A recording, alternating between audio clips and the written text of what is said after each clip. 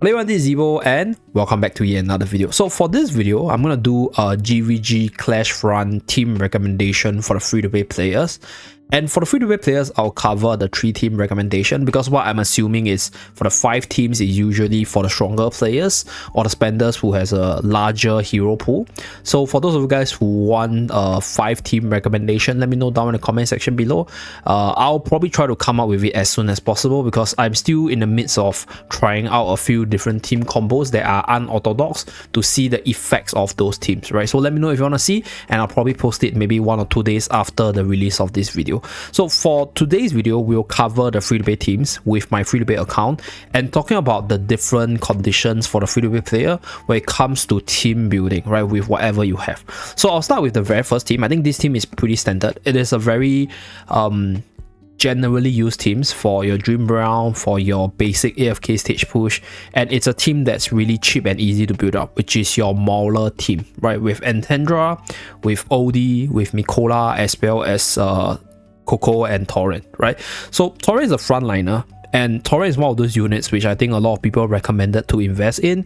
And because this team itself, we don't have Antandra invested, we still need a really strong frontliner. But Antandra is good enough at this tier because her role in the team is to just draw some attention away from the back line, as well as provide for the shield formation to buff up the frontliner. At the same time, because Antandra with her charm ability makes her decently tanky, right? She can survive quite well holding on to the Mauler's talent tile, so that's where she will be a little bit disruptive. And this way you get your Mauler combo, right? And you are sending also Mikola into the battle because out of Mikola and Smokey, if you don't have Mikola, then you want to use Smokey. So you don't want to send Smokey in, you don't want to send the range units in, because generally the Mauler tiles are better with melee characters that are generally more tanky. So out of these 5 characters, the best character to send is actually Torrent as well as Antandra. But because we want Torrent to be tanky on the front line, we are just sending Antandra if you're using Smokey. You can use Mikola if you are not running Smokey, and Mikola is generally also really strong for the dream round side of things, and being a melee unit that is really good in the front line, right? Sending her in to disrupt the enemy, buy some time for the backline to do stuff is also pretty decent. Okay, then we have Coco and Odie, and Odie obviously is your carry, deals a lot of damage, poisons the enemy, insta-kill them if you have the EX weapon built up. Very cheap Mauler team that I think most free-to-play players should have. And based on this team itself, if you have Brutus, then you want a few Brutus, right? If you have Shakir, what I'll suggest is take out Antandra, use Shakir in the tile and a few another frontliner, right? You can use Torrent, obviously, you can use Brutus, and you can use for example Lumon on the front line if you do have Lumon built up, right? So this is like the upgrades for this Mauler team for the free-to-play players, but I'm assuming for most people Lumon is out of the question and Shakir might be invested by some, right? So if that's the case, then you can do this and then use Torrent to change out the team itself. Now for the artifact of choice, I'm using Verdant Spell for this one. Personally, it's a personal preference because you can also use Tight Core Spell, because once Odie starts to steamroll with the ultimate, Odie will be able to spam the ultimate and actually increase the procs on the Tight Core Spell for you to do more AoE damage. And this team has a lot of single target power, but not that strong on the AoE end, so Tight Core Spell might be a really good artifact to go with this team. But because I'm using Tight Core Spell for another team, so I'm actually using Verdant Spell for this team to give the massive damage reduction to my tanks, as well as the damage M on Odie, and then the energy M on the support itself. So this is the very first team, right? We'll take out Shakir. So for most people, it will look something like this. Okay, but I personally think that Smokey is not that good in an auto setting, and he has a lot of answers to it. Then slotting in Mikola will be the way to go, right? So if you feel that your supportive side is more than enough with just Antandra as well as Coco, then another unit which I often recommend players to put is actually Viperion over here. So you can obviously use Viperion together with this team for some AoE coverage, right? So this is like one way to do it. Or another way to do it is to actually use Corrin, for example, to just give additional protection.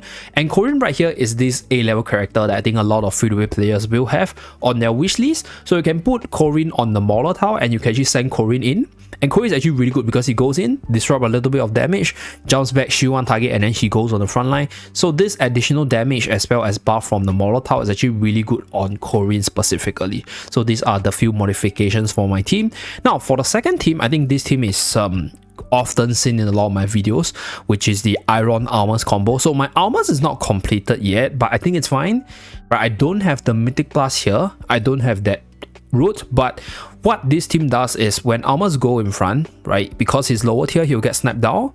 He will actually move to the back line and he becomes the range control tree, which offers the shielding for the next frontliner, which is Iron in this case. So this is your Iron Almers with Elsa burst combo. So if you have Bryon, right, I think using Bryon to cancel out Lily May is going to be a good option, because Lily May is going to be probably one of the most commonly seen characters, right, by a lot of different people, be it free to play or spenders. So having Bryon there to soak up the initial Iron combo is quite essential to allow your skills to go through. So this is the combo, but for my case, because my Bryon's not that developed, I rather just go all in with the Elsa burst. So this is my team combination, and I'm using Tight Core spell because the team spams the ultimate much faster and also gets the proc much faster as well. So this is why I use Tight Core spell here. With regards to the modification, I think if you don't have Elsa, Carolina's a good option here. Okay, if not, you can also go for the more sustain heavy variant, like maybe let's say put a Hewin here, for example. Right, I have a Hewin in another team, but you can obviously put Hewin here as well. So you have a lot of sustain, but then it defeats the purpose of the burst, right? So the idea is a burst comp, and I have Elsa invested, so I'm using Elsa. But if you don't have any of these units, if you don't have Iron, you come from this team. Arden is subjective. You don't actually need him, but it's a good to have because he just synergizes so well with the faction and synergizes so well with Iron. For Almer's case, if you don't have Almer's built up and you want a stronger tank, right, you can use obviously Torrent once again. So if you have a Brutus in the Mauler team, you can use Torrent here, right, just to protect Iron, so Iron can charge in front with lesser worry of being nuked down. So this is also one variant that you guys can use. So there's a little bit of bug. Let me shift it back. Okay, so this is the burst team, free to play friendly. I think most people should have these units here. If you don't have Elsa, then take out Elsa and use other control units that fits into the team of bursting as well. Okay, so that's for the second team. We're gonna put Elsa back in. Now for the third team is actually the toughest one for me, because if you take a look at my collection over here, most of the decent unit with some synergy has already been used up, and I specifically kept Lily May back for this team because I could have used Lily May for my second team to strengthen Lily May as well. So just now I mentioned if you have Almers, you can use Almers, for example, right? And then if you don't have Elsa, you can use Bryon, you can use Lily May, you can use whatever AoE unit or whatever damage dealer in this final slot. But right, because I don't have a proper third team, so I decided to form a third team around Lily May right here, because Lily May is a unit which can carry on her own. And looking at my collection itself, I do have quite a bit of Wilders to actually activate the Wilders talent tile. So I have a semi built up Danny. I don't know why, but I think if you don't have Danny, I think it's fine. You just have to take out Reyna, for example, and then use another Wilder and use a good tank in the front line. For example, something like this, right? Or maybe just use Parisa, for example. So this is like my last team with very, very underdeveloped units. But I'm going to use Danny together with Reyna. So I have a Reyna here. So Reyna can also go really well into the Wilders team. Reyna in the season itself is actually really good because you can actually just plant it in front of a talent tile and then force your enemy to not use it. But it's unlikely in this clash run setting because most of the time most people will just put units at the talent tile itself. So Reyna's ability is insanely good. Like, he's probably gonna get the swap off most of the time, and obviously Hewin, right, decently built for my account, so I'm gonna use her and then use Florbell for just additional Wilders power with the ability to spawn more bodies. So if you do have a Zoo team, right, you can put Barrow and Florbell together, but I think for most free-to-play players they won't invest in Barrow, so Zoo team is not a good idea, right? I'm using this Wilder setup to buff up my back lines, namely Lily together with Floribel, and Lily is the main carrier of the team, so that's the main idea, and that's why I'm using Resonating Spell for this one. Okay, so that's my third team. For those of you guys who have your Light Bearer invested, you might want to consider using your Light Bearer team. So Vala, very good Light Bearer character. Okay, Rowan, obviously one of the best beneficiary for the Light Bearer talent tile, and then you can slot in Corinne, right? So Corinne is one of the easily one of the more invested Light Bearer characters by most people, and this character decently useful, right, for shooting as well as damage, maybe something like this, and then you can just fill the void with maybe Reyna, for example, and then use a decent tank to protect. Okay, so if you have Lucius or you have a decent Light Bearer tank, like for example Tamasia, you can slot it something like this as well. Although I don't recommend it because for my case, my Vala's not invested. If you're a free-to-play player and you have Vala invested, you can build your team around Vala being the main carry. There's no problem. But in most cases, Light Bearer has a lot of different counters in the PvP side in general battle. So yes, we do get that Light Bearer tile that's really good, but considering the potential matchups that we can get, Graveborn units or Graveborn teams in general, they might not be the strongest, but they're also commonly invested.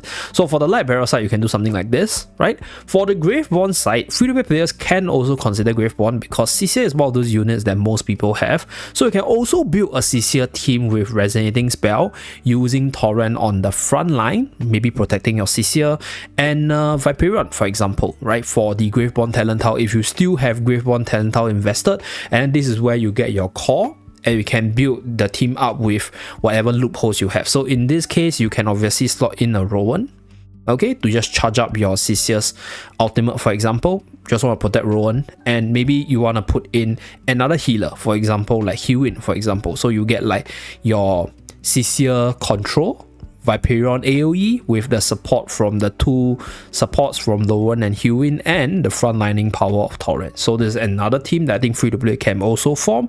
So these are, I'll say, like the more commonly formable team by most free-to-play players with whatever wish list that they might have followed from the different places, right? Be it Discord, be it YouTube, be it my own channel, be it other people's channel. These are the more commonly invested free-to-play units. So I'll say for most people, Wilder is gonna be a thing for most free-to-play players. So if that's the case, you can use Torrent. You can also use Brutus. I do have Brutus here, so I'm gonna use Torrent for myself. Okay, and I'm gonna use Mikola right here. Okay, so this is team number 1 for me. This is team number 2 for me. Team number 3, let me just readjust once again. I'm using the Wilder side. Okay, let's put it in front. Hyper buff Lily May so that she can carry. Throw in Floribel as well as Danny to complete the Wilder's buff over here. So I don't have a better tank compared to Danny. So you don't actually need Danny because Floribel, Hewin, and Lily May is more than enough to actually get up the buff.